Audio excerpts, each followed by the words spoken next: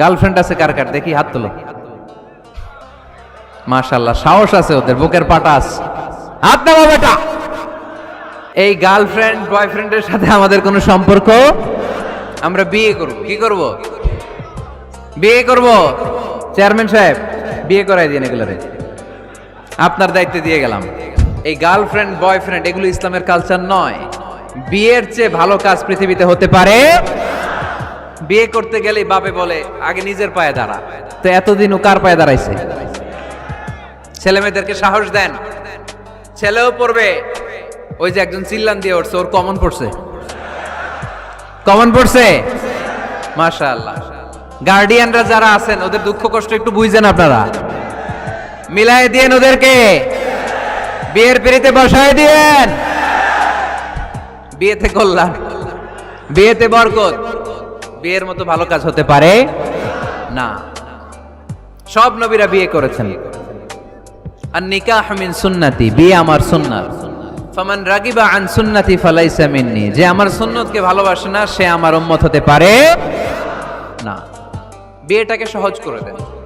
যেই সমাজে বিয়ে সহজ ওই সমাজে জিনা কঠিন, তাই না? যেই সমাজে জিনা সহজ ওই সমাজে বিয়ে কঠিন। আমাদের সমাজে জিনা করা সহজ, বিয়ে করতে লাগে 10 লাখ, জিনা করতে লাগে 1000। ঠিক কি না? 10 লাখ টাকা ছাড়া বিয়ে করা যায় না। এটা লাগবে, ওইটা লাগবে, এই দাও, ওই দাও, মোহর দাও, বিশাল অঙ্কের মোহর। 10 লক্ষ টাকা ধার্য না করলে মেয়ে দিবে না। এরকম আছে না নাই? না, এগুলো আসলে ইসলামিক কালচার না। ছেলের বাবা মেয়ের বাবা উভয়কে আমি বলি বিয়েটা সহজ করে দেন, সহজ করে দেন।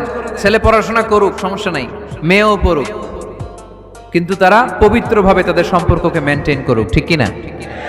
তাদের এই যৌবনের তাড়নায় যে পাপের সাথে জড়াবে তার পার্সেন্টেজ গুণা বাবা হিসেবে আপনার কাঁধেও আছে না নাই?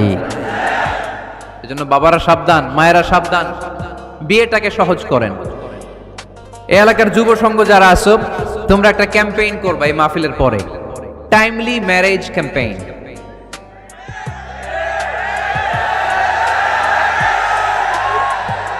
Timely marriage campaign. সময় মতো বিয়ে দিতে হবে, দেরি করা যাবে। বাপ মা বুঝে না, একজনকে হুজুর আব্বাই বুঝে না।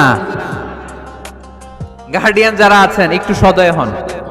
ওরা যে পাপের সাথে, পাপের রাস্তা যে ওরা চিনে যাচ্ছে, পাপের পথে যে জড়িয়ে যাচ্ছে, আল্লাহর সুপ্রিম কোর্টের কাঠগড়ায় আসামি করে আল্লাহ সেদিন আপনারে দাঁড় করাবে।